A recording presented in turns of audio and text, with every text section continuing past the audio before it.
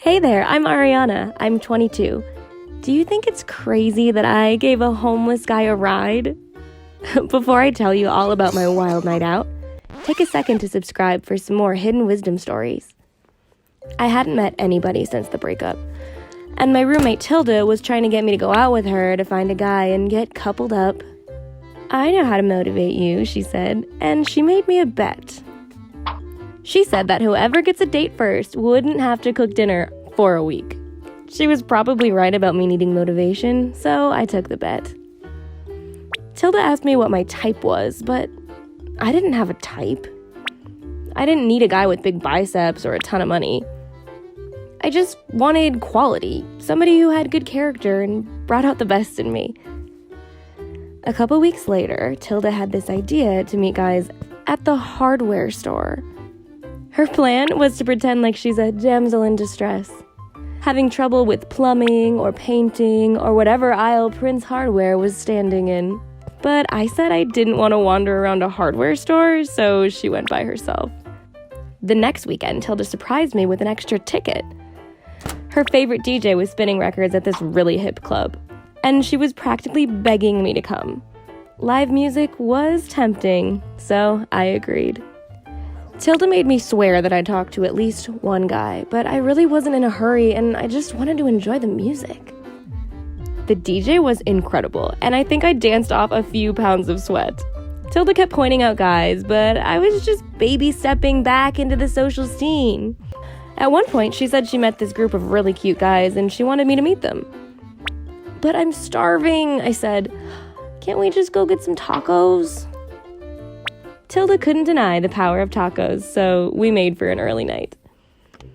And found this taco stand on our way home. I was so starving that I ordered 6 tacos. And just at the moment they came out, and I was about to eat those 2 pounds back, this old bearded guy came up shuffling toward us. He said he was hungry and asked if we could spare a taco. How rude, Tilda said. We're trying to eat here. He began to shuffle away, but I stopped him. You can have mine, I said, and I gave him my tacos. He was incredibly grateful, and I figured I would just order more. But when I turned around, the taco stand had already closed down, and Tilda was laughing at me. Come on, give me one of yours, I said, but she wouldn't spare a single taco. Maybe you can beg the beggar, she said, and I was so hungry, I chased after him. I explained that the shop closed before I could get any more, and I asked him for 1 taco back. He said we could split them all, and I ended up having dinner with this guy. His name was Randall, and he was grateful for my generosity. But he asked me for more of it. He said he was trying to get a bus ticket, and he was wondering if I could spare anything. But I didn't have any cash. Just plastic, I said. He told of how he was trying to get to his son, who lived about 3 hours south of town. But before I could ask about where he was headed, Tilda interrupted us. Oh my god, girl, she said, those super cute guys are texting me. They're going to an after party with the DJ, and guess who's invited?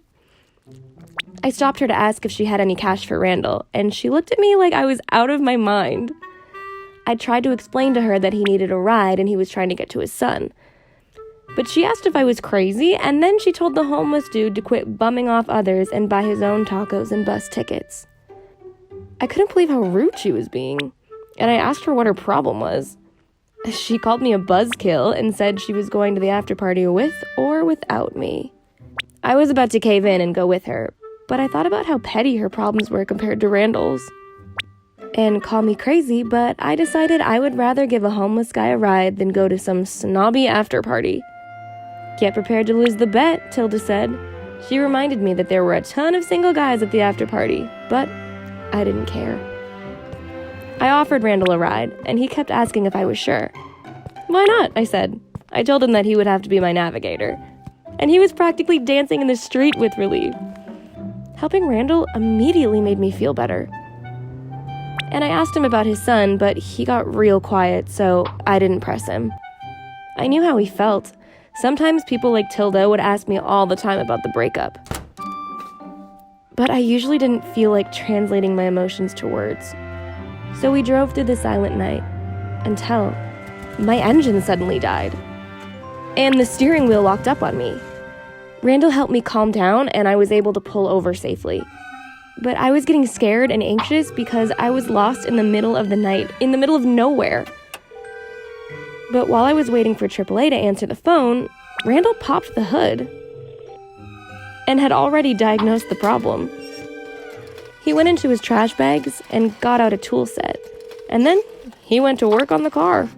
"How do you know all this stuff?" I asked, and he rambled off a story about his younger years. He was a mechanic and an engineer. He said he raised a family designing plane engines, and I was shocked. He fixed my car in no time, and he probably saved me hundreds of dollars. I asked how I could repay him, but he told me that he was repaying me for the tacos in the drive. "If you don't mind me asking," I said, "what happened to make you homeless?" He said it could happen to anybody. He lost his job when his company went under.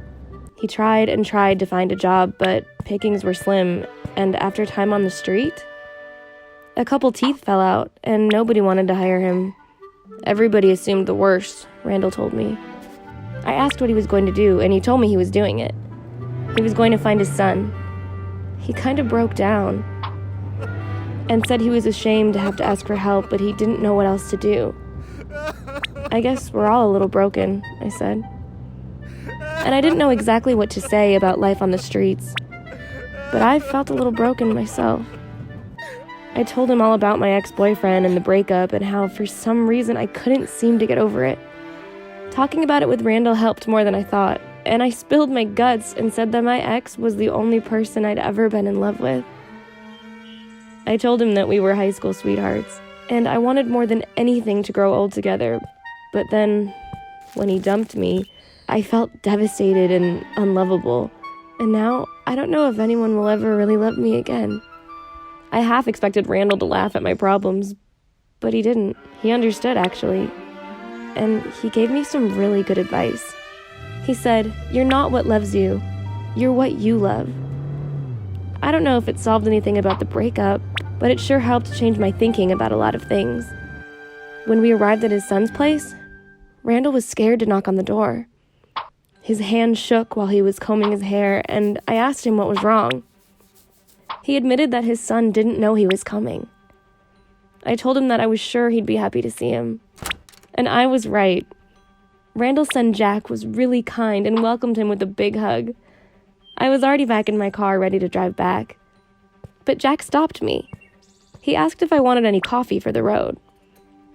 He kept smiling at me, and even after I refused his coffee, he just stood there. Finally, he asked me for my number. "Look," he said, "I'm just a guy who's looking for quality." He said that he could go on about how pretty my eyes were or a bunch of other lines, but the truth was, he was attracted to my heart. He said most people wouldn't give his dad the time of day, and what I did was really kind. I couldn't help but smile at my fortune as I wrote down my number. There was something about Jack that was different, and I felt like he was the guy I had been looking for all this time. So, I agreed to go out with him. When I got home, I woke up Tilda, who told me I missed out on the best after party. But I said that was okay. I met somebody special. She looked at me like I was crazy, but I was starting to get used to it.